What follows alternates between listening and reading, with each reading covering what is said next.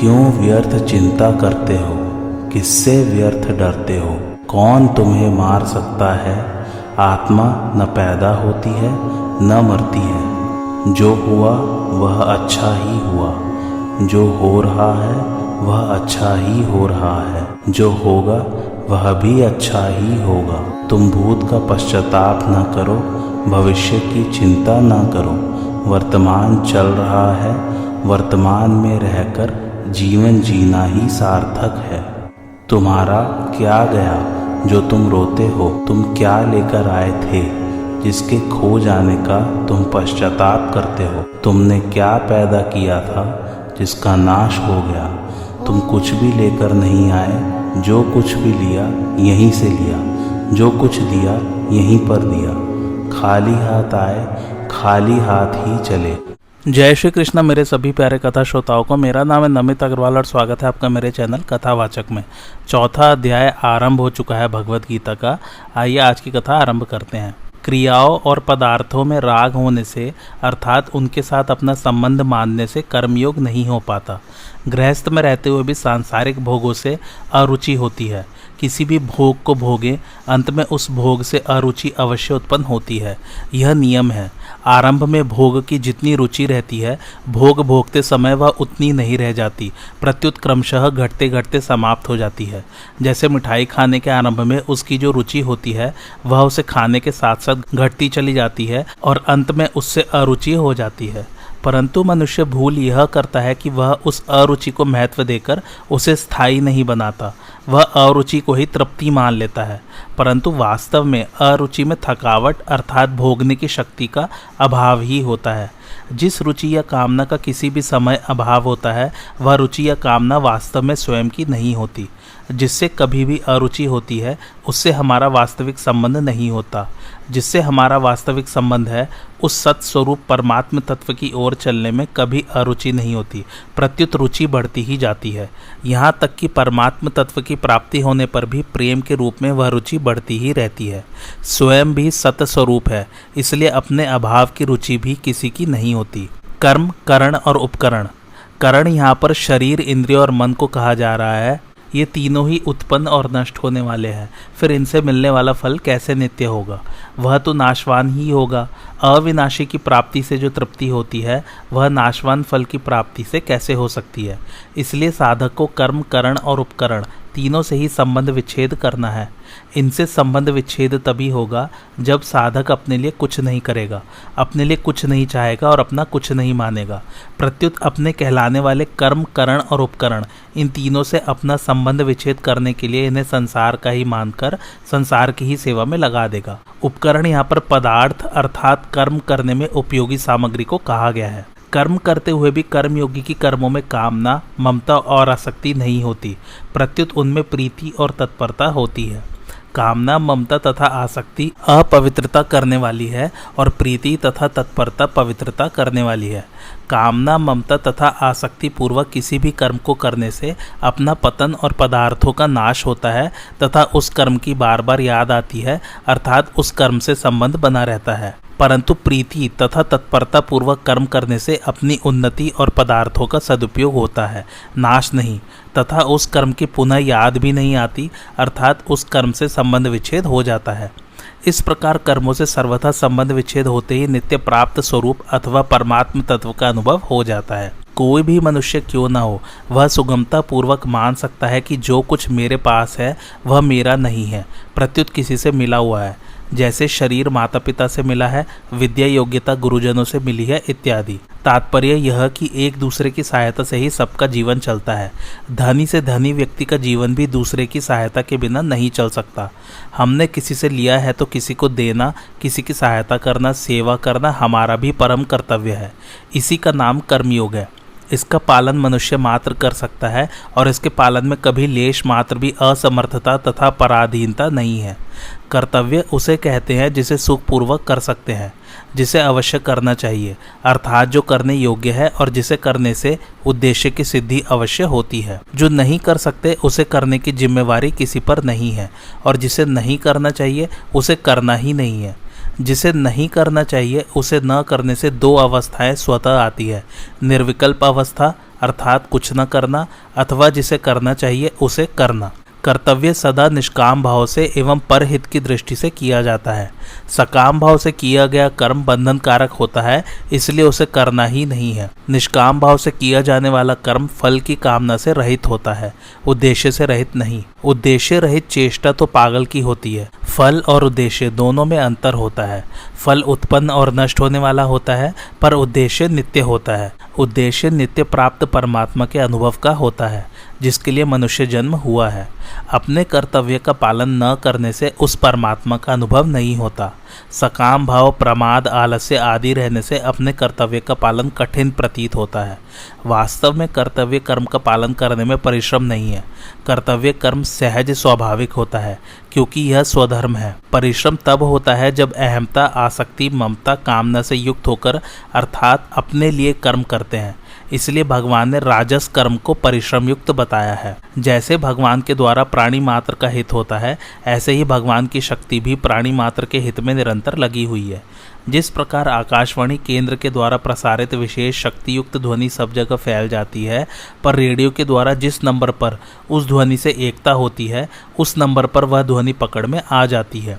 इसी प्रकार जब कर्मयोगी स्वार्थ भाव का त्याग करके केवल संसार मात्र के हित के भाव से ही समस्त कर्म करता है, तब भगवान की सर्वव्यापी हितैषणी शक्ति से उसकी एकता हो जाती है और उसके कर्मों में विलक्षणता आ जाती है। भगवान की शक्ति से एकता होने से उसमें भगवान की शक्ति ही काम करती है और उस शक्ति के द्वारा ही लोगों का हित होता है।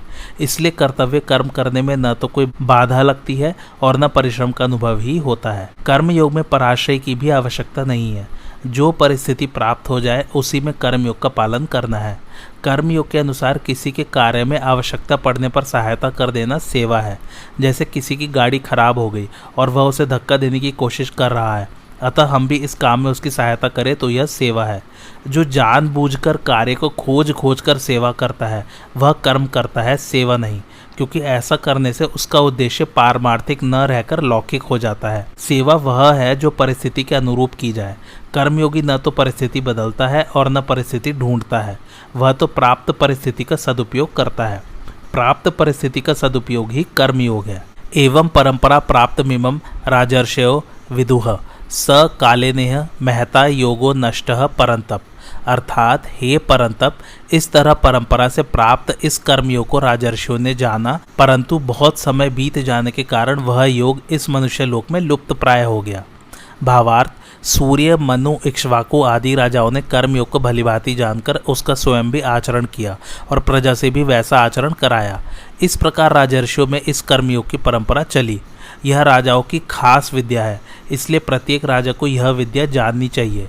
इसी प्रकार परिवार, समाज, गांव आदि के जो मुख्य व्यक्ति हैं, उन्हें भी यह विद्या अवश्य जाननी चाहिए। प्राचीन काल में कर्मयोग को जानने वाले राजा लोग राज्य के भोगों में आसक्त हुए बिना सुचारू रूप से राज्य का संचालन करते थे।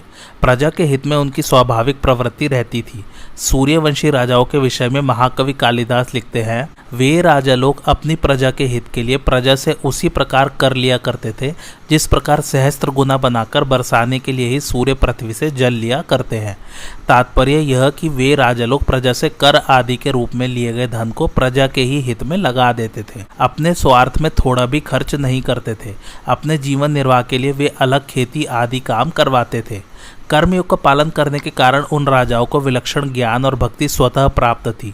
यही कारण था कि प्राचीन काल में बड़े बड़े ऋषि भी ज्ञान प्राप्त करने के लिए उन राजाओं के पास जाया करते थे। श्री वेदव्यास जी के पुत्र शुकदेव जी भी ज्ञान प्राप्ति के लिए राजर्षि जनक के पास गए थे। ब्रह्मा विद्या सीखने के लिए 6 ऋषि एक साथ महाराज अश्वपति के पास गए थे। महाराज अश्वपति के ये वचन ध्यान देने योग्य है। मेरे राज्य में न तो कोई चोर है, न कोई कृपण है, न कोई मदिरा पीने वाला है, न कोई अग्निहोत्र न करने वाला है, न कोई अविद्वान है और न कोई पर स्त्रीगामी ही है। फिर उल्टा स्त्री तो होगी ही कैसे। परमात्मा नित्य है और उनकी प्राप्ति के साधन कर्मयोग, ज्ञान योग, भक्ति योग आदि भी परमात्मा के द्वारा निश्चित किए होने से नित्य है, अतः इनका कभी अभाव नहीं होता। ये आचरण में आते हुए न दिखने पर भी नित्य रहते हैं। इस अविनाशी कर्मयोग के तत्व का वर्णन करने वाले ग्रंथों का और इसके तत्व को जानने वाले तथा उसे आचरण में लाने वाले श्रेष्ठ पुरुषों का इस लोक में अभाव सा हो गया है। जहाँ से जो बात कही जाती है वहाँ से वह परंपरा से जितनी दूर चली जाती है उतना ही उसमें स्वतः अंतर पड़ता चला जाता है। यह नियम है। भगवान कहते हैं कि कल्प के आदि में मैंने यह कर्मयोग सूर्य से कहा था, फिर परंपरा से इसे राजर्षियों ने जाना। अतः इसमें अंतर पड़ता ही गया और बहुत समय बीत जाने से अब यह योग इस मनुष्य लोक में लुप्त प्राय हो गया है। यही कारण है कि वर्तमान में इस कर्मयोग की बात सुनने तथा देखने में बहुत कम आती है। कर्मयोग का आचरण लुप्त प्राय होने पर भी उसका सिद्धांत सदैव रहता है, क्योंकि इस सिद्धांत को अपनाए बिना किसी भी योग का निरंतर साधन नहीं हो सकता।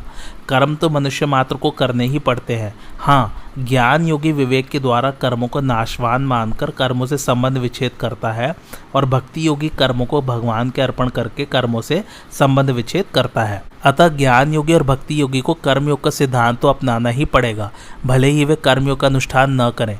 तात्पर्य यह कि वर्तमान में कर्मयोग लुप्त प्राय होने पर भी सिद्धांत के रूप में विद्यमान ही है। वास्तव में देखा जाए तो कर्मयोग में कर्म लुप्त नहीं हुए हैं, प्रत्युत योग ही लुप्त हुआ है। तात्पर्य यह है कि जैसे संसार के पदार्थ कर्म करने से मिलते हैं, ऐसे ही परमात्मा भी कर्म करने से मिलेंगे।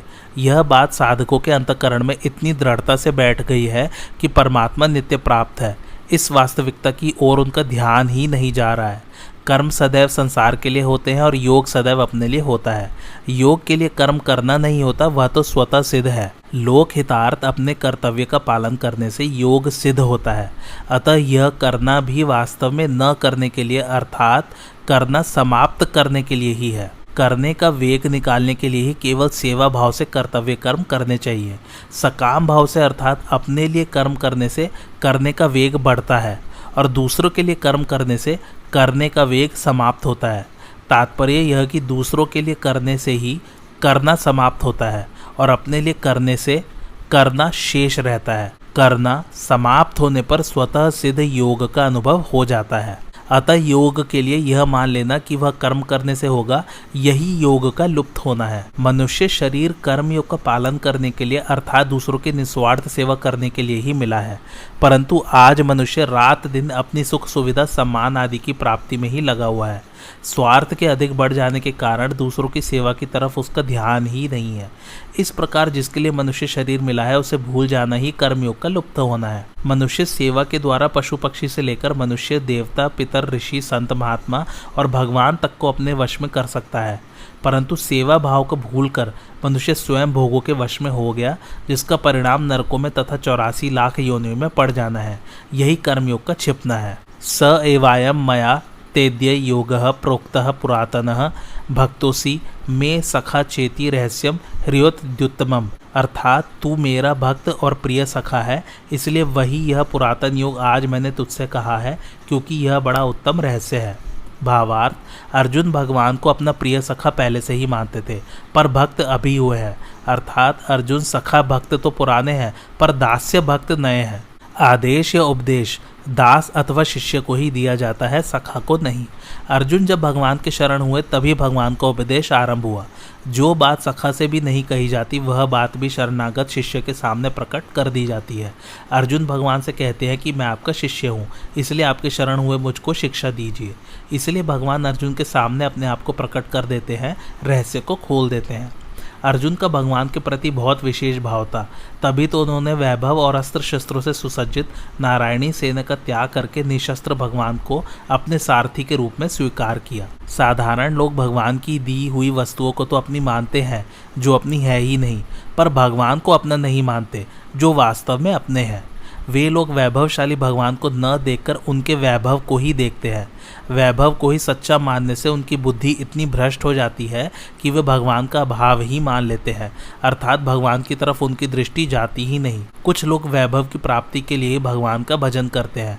भगवान को चाहने से तो वैभव भी पीछे आ जाता है, पर वैभव को चाहने से भगवान नहीं आ सकते। वैभव तो भक्त के चरणों में लौटता है, परंतु सच्चे भक्त वैभव की प्राप्ति के लिए भगवान का भजन नहीं करते। वे वैभव को नहीं चाहते, अपितु भगवान को ही चाहते हैं। वैभव को चाहने वाले मनुष्य वैभव के दास होते हैं और भगवान को चाहने वाले मनुष्य भगवान के भक्त होते हैं। अर्जुन ने नारायणी सेना का त्याग करके केवल भगवान को अपनाया, तो युद्ध क्षेत्र में भीष्म, द्रोण, युधिष्ठिर आदि महापुरुषों के रहते हुए भी गीता का महान दिव्य उपदेश केवल अर्जुन को ही प्राप्त हुआ और बाद में राज्य भी अर्जुन को मिल गया। भगवान कहते हैं कि सृष्टि के आदि में मैंने सूर्य के प्रति जो कर्मयोग कहा था वही आज मैंने तुमसे कहा है। बहुत समय बीत जाने पर वह योग अप्रकट हो गया था और मैं भी अप्रकट ही था। अब मैं भी अवतार लेकर प्रकट हुआ हूँ और योग को भी पुनः प्रकट किया है। अतः अनादिकाल से जो कर्मयोग मनुष्यों को कर्म बंधन से मुक्त करता आ रहा है वह आज भी उन्हें कर्म बंधन से मुक्त कर देगा। भगवान ने अर्जुन के सामने सर्वगुहातम बात प्रकट की कि तू मेरी शरण में आ जा, मैं तुझे संपूर्ण पापों से मुक्त कर दूंगा। उसी प्रकार यहाँ उत्तम रहस्य प्रकट करते हैं कि मैंने ही सृष्टि के आदि में सूर्य को उपदेश दिया था और वही मैं आज तुझे उपदेश दे रहा हूँ। भगवान अर्जुन से मानो यह कहते हैं कि तेरा सारथी बनकर तेरी आज्ञा का पालन करने वाला होकर भी मैं आज तुझे वही उपदेश दे रहा हूँ जो उपदेश मैंने सृष्टि के आदि में सूर्य को दिया था। मैं साक्षात वही हूँ और अभी अवतार लेकर गुप्त रीति से प्रकट हुआ हूँ। यह बहुत रहस्य की बात है। इस रहस्य को आज मैं तेरे सामने प्रकट कर रहा हूँ क्योंकि तू मेरा भक्त और प्रिय सखा है। साधारण मनुष्य की तो बात ही क्या है, साधक की दृष्टि भी उपदेश की ओर अधिक एवं उपदेष्टा की ओर कम जाती है। इस प्रसंग को पढ़ने सुनने पर उपदिष्ट योग पर तो दृष्टि जाती है, पर उपदेष्टा भगवान श्री कृष्ण ही आदि नारायण है, इस पर प्राय दृष्टि नहीं जाती। जो बात साधारणतः पकड़ में नहीं आती वह रहस्य की होती है। भगवान यह रहस्यम पद से अपना परिचय देते हैं, जिसका तात्पर्य है कि साधक की दृष्टि सर्वथा भगवान की ओर ही रहनी चाहिए। अपने आप को आदि उपदेष्टा कहकर भगवान मानो अपने को मानव मात्र का गुरु प्रकट करते हैं। नाटक खेलते समय मनुष्य जनता के सामने अपने असली स्वरूप को प्रकट नहीं करता, पर किसी आत्मीय जन के सामने अपने को प्रकट भी कर देता है। ऐसे ही मनुष्य अवतार के समय भी भगवान अर्जुन के सामने अपना ईश्वर भाव प्रकट कर देते हैं, अर्थात जो बात छिपाकर रखनी चाहिए वह बात प्रकट कर देते हैं। यही उत्तम रहस्य है। कर्मयोग को भी उत्तम रहस्य माना जा सकता है। जिन कर्मों से जीव बंधता है उन्हीं कर्मों से उसकी मुक्ति हो जाए, यह उत्तम रहस्य है। पदार्थों को अपना मानकर अपने लिए कर्म करने से बंधन होता है और पदार्थों को अपना न मानकर केवल दूसरों के हित के लिए निस्वार्थ भाव पूर्वक सेवा करने से मुक्ति होती है। अनुकूलता, प्रतिकूलता, धनवत्ता, निर्धनता, स्वस्थता, रुग्णता आदि कैसी ही परिस्थिति क्यों न हो, प्रत्येक परिस्थिति में इस कर्मयोग का पालन स्वतंत्रता पूर्वक हो सकता है। कर्मयोग में रहस्य की 3 बातें मुख्य है। पहला, मेरा कुछ नहीं है, कारण कि मेरा स्वरूप सत है और जो कुछ मिला है वह सब असत है। फिर असत मेरा कैसे हो सकता है, अर्थात मेरा स्वरूप अविनाशी है और जो कुछ मिला है वह नाशवान है। फिर नाशवान मेरा कैसे हो सकता है, अनित्य का नित्य के साथ संबंध कैसे हो सकता है। दूसरा, मेरे लिए कुछ नहीं चाहिए, कारण कि स्वरूप में कभी अपूर्ति या कमी होती ही नहीं। फिर किस वस्तु की कामना की जाए, अनुत्पन्न अविनाशी तत्व के लिए उत्पन्न होने वाली नाशवान वस्तु कैसे काम में आ सकती है।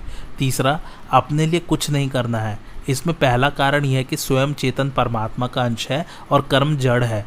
स्वयं नित्य निरंतर रहता है, पर कर्म का तथा उसके फल का आदि और अंत होता है। इसलिए अपने लिए कर्म करने से आदि अंत वाले कर्म और फल से अपना संबंध जुड़ता है। कर्म और फल का तो अंत हो जाता है, पर उनका संग भीतर रह जाता है जो जन्म मरण का कारण होता है। दूसरा कारण यह है कि करने का दायित्व उसी पर आता है जो कर सकता है, अर्थात जिसमें करने की योग्यता है और जो कुछ पाना चाहता है। निष्क्रिय, निर्विकार, अपरिवर्तनशील और पूर्ण होने के कारण चेतन स्वरूप शरीर के संबंध के बिना कुछ कर ही नहीं सकता। इसलिए यह विधान मानना पड़ेगा कि स्वरूप को अपने लिए कुछ नहीं करना है। तीसरा कारण यह है कि स्वरूप सत है और पूर्ण है, अतः उसमें कभी कमी आती ही नहीं, आने की संभावना भी नहीं। कमी न आने के कारण उसमें कुछ पाने की इच्छा भी नहीं होती।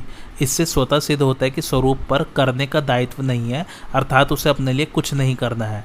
कर्मयोग में कर्म तो संसार के लिए होते हैं और योग अपने लिए होता है, परंतु अपने लिए कर्म करने से योग का अनुभव नहीं होता।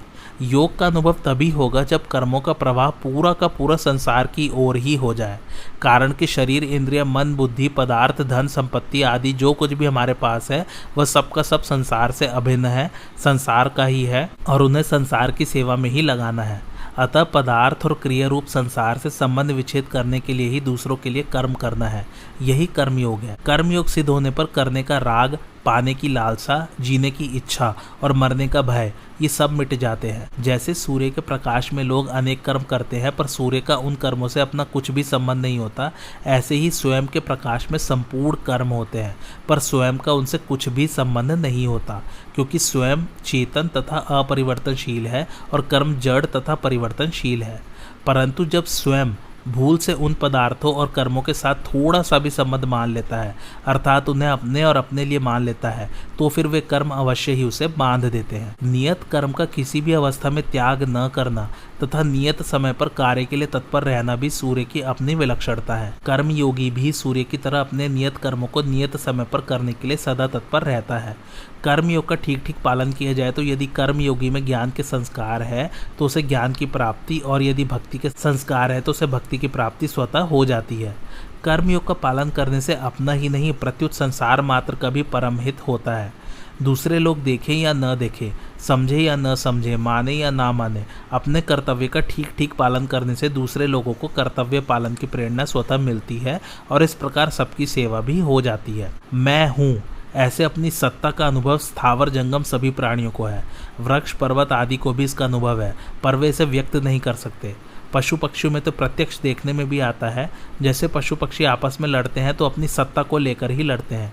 यदि अपनी अलग सत्ता का अनुभव न हो तो वे लड़े ही क्यों। मनुष्य को तो इसका प्रत्यक्ष अनुभव है ही, परंतु वह न तो अपने अनुभव की ओर दृष्टि डालता है और न उसका आदर ही करता है। इस अनुभव को ही विवेक या निज ज्ञान कहते हैं। यह विवेक सब में स्वतः है और भगवत प्रदत्त है। इंद्रिया, मन और बुद्धि प्रकृति के अंश है, इसलिए इनसे होने वाला ज्ञान प्रकृतिजन्य है। शास्त्रों को पढ़ सुनकर इन इंद्रियों, मन, बुद्धि के द्वारा जो पारमार्थिक ज्ञान होता है वह ज्ञान भी एक प्रकार से प्रकृतिजन्य ही है। परमात्म तत्व इस प्रकृतिजन्य ज्ञान की अपेक्षा अत्यंत विलक्षण है। अतः परमात्म तत्व को निज ज्ञान से ही जाना जा सकता है। निज ज्ञान अर्थात विवेक को महत्व देने से मैं कौन हूँ, मेरा क्या है, जड़ और चेतन क्या है, प्रकृति और परमात्मा क्या है, यह सब जानने की शक्ति आ जाती है। यही विवेक कर्मयोग में भी काम आता है। यह मार्मिक बात है।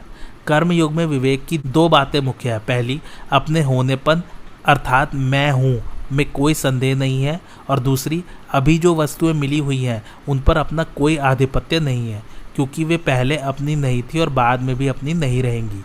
मैं अर्थात स्वयं निरंतर रहता हूँ और ये मिली हुई वस्तुएं शरीर, इंद्रिय, मन, बुद्धि आदि निरंतर बदलती रहती हैं और इनका निरंतर वियोग होता रहता है। जैसे कर्मों का आरंभ और समाप्ति होती है, ऐसे ही उनके फल का भी संयोग और वियोग होता है।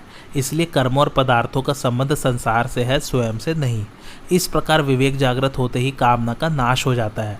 कामना का नाश होने पर स्वतः सिद्ध निष्कामता प्रकट हो जाती है, अर्थात कर्मयोग पूर्णतः सिद्ध हो जाता है। कामना से विवेक ढक जाता है। स्वार्थ बुद्धि, भोग बुद्धि, संग्रह बुद्धि रखने से मनुष्य अपने कर्तव्य का ठीक ठीक निर्णय नहीं कर पाता। वह उलझनों को उलझन से ही अर्थात शरीर, इंद्रिय, मन, बुद्धि से ही सुलझाना चाहता है और इसलिए वह वर्तमान परिस्थिति को बदलने का ही उद्योग करता है। परंतु परिस्थिति को बदलना अपने वश की बात नहीं है, इसलिए उलझन सुलझने की अपेक्षा अधिकाधिक उलझती चली जाती है। विवेक जागृत होने पर जब स्वार्थ बुद्धि, भोग बुद्धि, संग्रह बुद्धि नहीं रहती, तब अपना कर्तव्य स्पष्ट दिखने लग जाता है और सभी प्रकार की उलझनें स्वतः सुलझ जाती हैं। बाहरी परिस्थिति कर्मों के अनुसार ही बनती है, अर्थात वह कर्मों का ही फल है।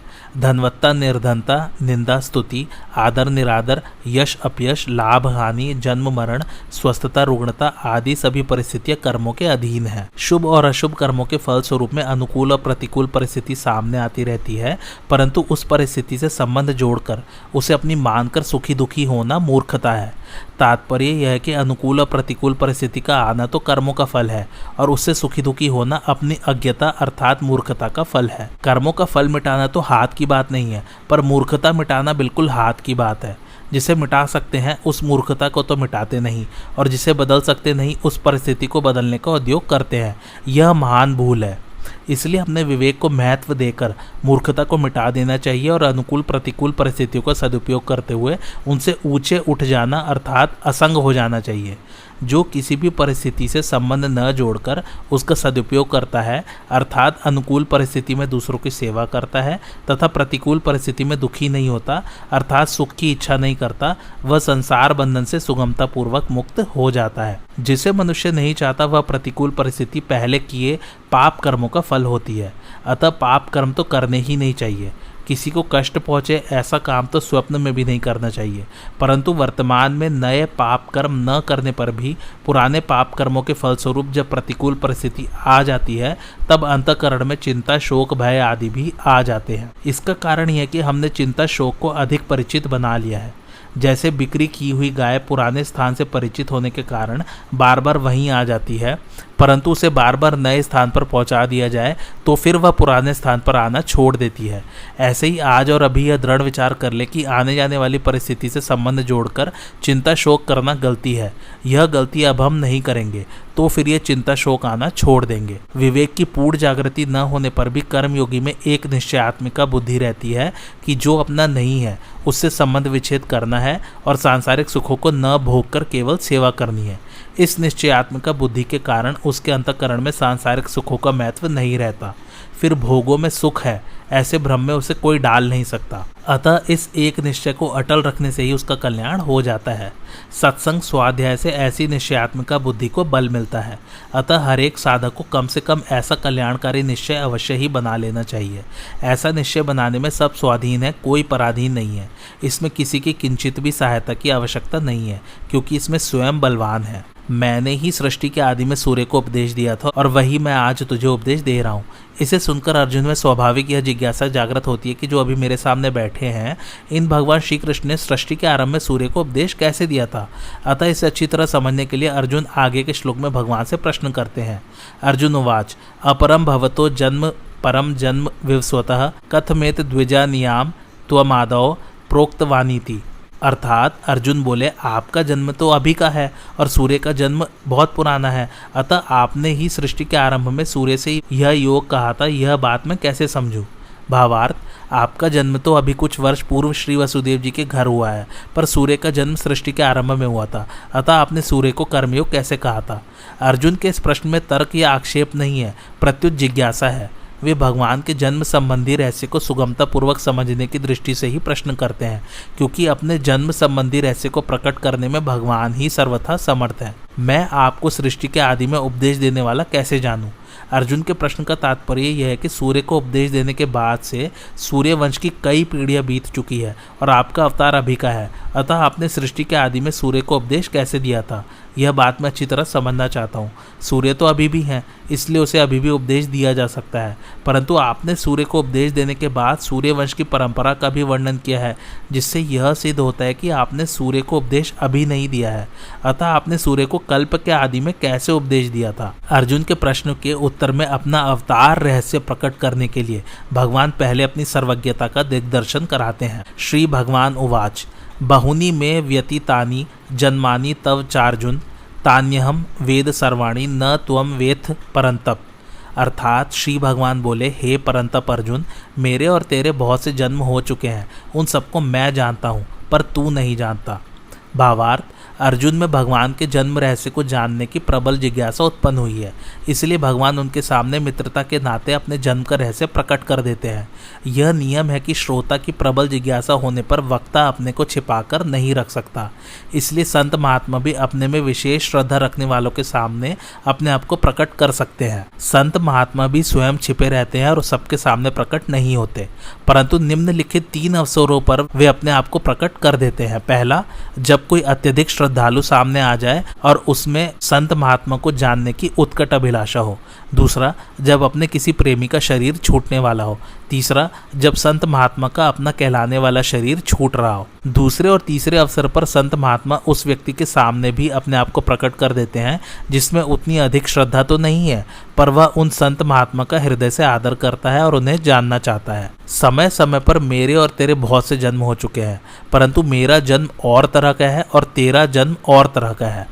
तात्पर्य यह कि मेरे और तेरे बहुत से जन्म होने पर भी वे अलग अलग प्रकार के हैं। संसार में ऐसे जाति स्मर जीव भी होते हैं जिनको अपने पूर्व जन्मों का ज्ञान होता है।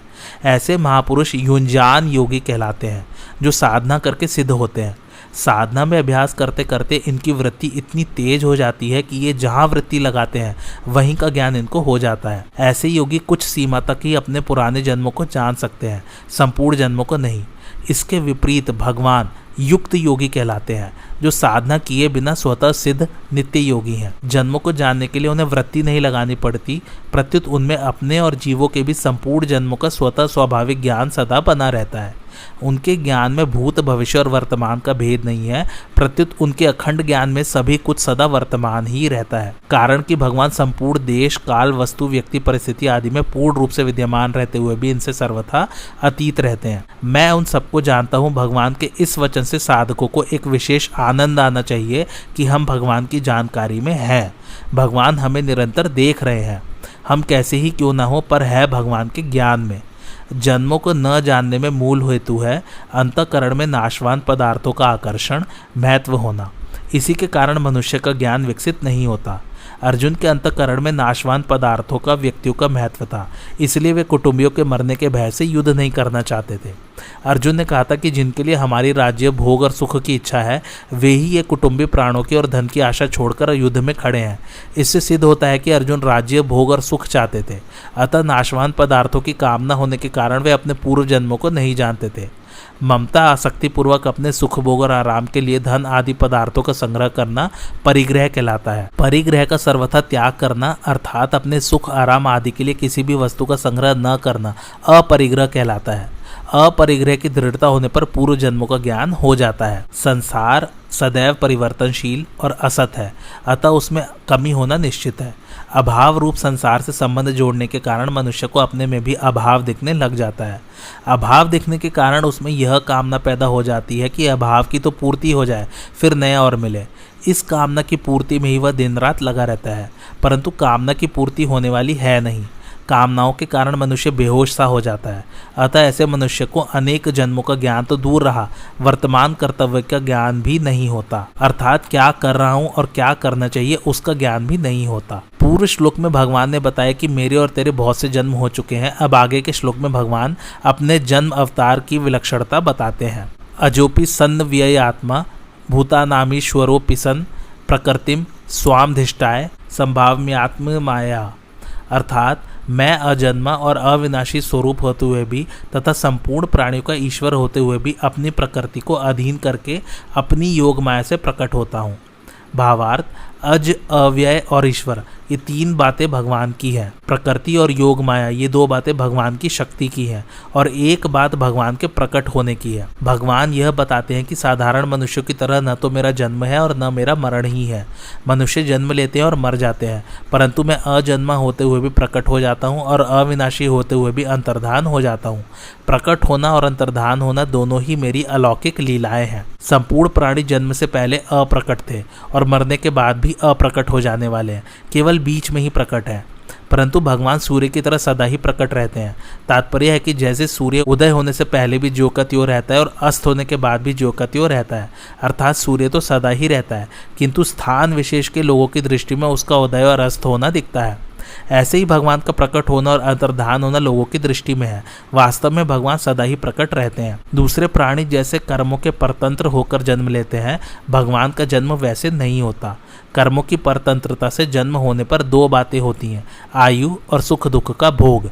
भगवान में ये दोनों ही नहीं होते। दूसरे लोग जन्मते हैं तो शरीर पहले बालक होता है, फिर बड़ा होकर युवा हो जाता है, फिर वृद्ध हो जाता है और फिर मर जाता है, परंतु भगवान में ये परिवर्तन नहीं होते। वे अवतार लेकर बाल लीला करते हैं और किशोर अवस्था अर्थात 15 वर्ष की अवस्था तक बढ़ने की लीला करते हैं। किशोर अवस्था तक पहुंचने के बाद फिर वे नित्य किशोर ही रहते हैं। सैकड़ों वर्ष बीतने पर भी भगवान वैसे ही सुंदर स्वरूप रहते हैं। इसलिए भगवान के जितने चित्र बनाए जाते हैं उसमें उनकी दाढ़ी मूछें नहीं होती। अब कोई बना दे तो अलग बात है। इस प्रकार दूसरे प्राणियों की तरह न तो भगवान का जन्म होता है, न परिवर्तन होता है और न मृत्यु ही होती है। प्राणी मात्र के एकमात्र ईश्वर रहते हुए ही भगवान अवतार के समय छोटे से बालक बन जाते हैं, परंतु बालक बन जाने पर भी उनके ईश्वर भाव में कोई कमी नहीं आती। जैसे भगवान श्री कृष्ण ने छठी के दिन ही पूतना राक्षसी को मार दिया। पूतना का शरीर 2.5 योजन का और महान भयंकर था। यदि उनमें ईश्वर भाव न होता तो छठी के दिन पूतना को कैसे मार देते। भगवान ने 3 महीने की अवस्था में शक्टासुर को 1 वर्ष की अवस्था में तृणावर्त को और 5 वर्ष की अवस्था में अघासुर को मार दिया। इस तरह भगवान ने बाल्यावस्था में ही अनेक राक्षसों को मार दिया। 7 वर्ष की अवस्था में ही उन्होंने गोवर्धन पर्वत को 1 अंगुली पर उठा लिया। संपूर्ण प्राणियों के ईश्वर होते हुए भी भगवान अवतार के समय छोटे से छोटे बन जाते हैं और छोटा सा छोटा काम भी कर देते हैं। वास्तव में यही भगवान की भगवत्ता है। भगवान अर्जुन के घोड़े हाँकते और उनकी आज्ञा का पालन करते हैं, फिर भी भगवान का अर्जुन पर और दूसरे प्राणियों पर ईश्वर भाव वैसा का वैसा ही है। सारथी होने पर भी वे अर्जुन को गीता का महान उपदेश देते हैं।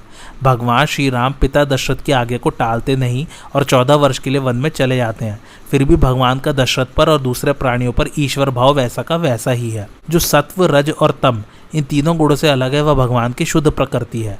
यह शुद्ध प्रकृति भगवान का स्वकीय सच्चिदानंद घन स्वरूप है। इसी को संधिनी शक्ति, संवित शक्ति और आवाहलदिनी शक्ति कहते हैं। इसी को चिन्मय शक्ति, कृपा शक्ति आदि नामों से कहते हैं। श्री राधा जी, श्री सीता जी आदि भी यही हैं। अवतार के समय भगवान अपनी शुद्ध प्रकृति रूप शक्तियों सहित अवतरित होते हैं और अवतार काल में इन शक्तियों से काम लेते हैं। श्री राधा जी भगवान की शक्ति हैं और उनकी अनुगामिनी अनेक सखियां हैं जो सब भक्ति रूपा है और भक्ति प्रदान करने वाली हैं। भक्ति रहित मनुष्य इनको नहीं जान सकते। इनको भगवान और राधा जी की कृपा से ही जान सकते हैं। भगवान को प्राप्त कराने वाली भक्ति और ब्रह्म विद्या भी यही है। प्रकृति भगवान की शक्ति है। जैसे अग्नि में 2 शक्तियां रहती है, प्रकाशिका और दाहिका। प्रकाशिका शक्ति अंधकार को दूर करके प्रकाश कर देती है तथा भय भी मिटाती है। दाहिका शक्ति जला देती है तथा वस्तु को पकाती एवं ठंडक भी दूर करती है। ये दोनों शक्तियां अग्नि से भिन्न भी नहीं है और अभिन्न भी नहीं है। भिन्न इसलिए नहीं है कि वे अग्नि रूप ही है, अर्थात उन्हें अग्नि से अलग नहीं किया जा सकता, और अभिन्न इसलिए नहीं है कि अग्नि के रहते हुए भी मंत्र, औषध आदि से अग्नि की दाहिका शक्ति कुंठित की जा सकती है।